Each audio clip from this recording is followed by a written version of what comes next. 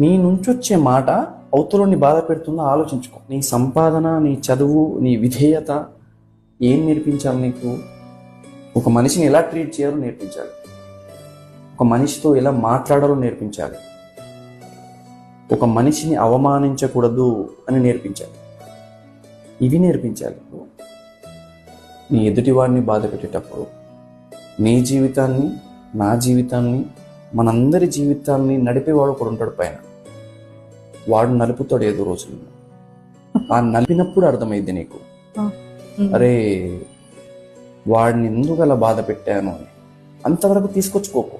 నీ నుంచొచ్చే మాట అవతలని బాధ పెడుతుందో ఆలోచించుకో. నీ సంపాదన, నీ చదువు, నీ విధేయత ఏం నేర్పించాలి నీకు? ఒక మనిషిని ఎలా ట్రీట్ చేయాలో నేర్పించాలి. ఒక మనిషితో ఎలా మాట్లాడాలో నేర్పించాలి. ఒక మనిషిని అవమానించకూడదు అని నేర్పించాలి. ఇవి నేర్పించాలి. నీ ఎదుటివాడిని బాధ పెట్టేటప్పుడు నీ జీవితాన్ని, నా జీవితాన్ని, మనందరి జీవితాన్ని నడిపేవాడు ఒకడు ఉంటాడు పైన.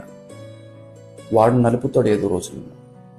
ఆ నలిపినప్పుడు అర్థమైంది నీకు, అరే వాడిని ఎందుకు అలా బాధ పెట్టాను అని. అంతవరకు తీసుకొచ్చుకోకు.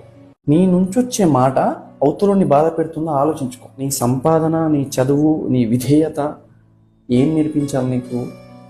ఒక మనిషిని ఎలా ట్రీట్ చేయాలో నేర్పించాలి. ఒక మనిషితో ఎలా మాట్లాడాలో నేర్పించాలి.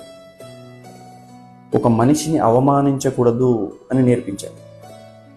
ఇవి నేర్పించాలి. నీ ఎదుటివాడిని బాధ పెట్టేటప్పుడు నీ జీవితాన్ని, నా జీవితాన్ని, మనందరి జీవితాన్ని నడిపేవాడు ఒకడు ఉంటాడు పైన. వాడు నలుపుతాడు ఏదో రోజుల్లో.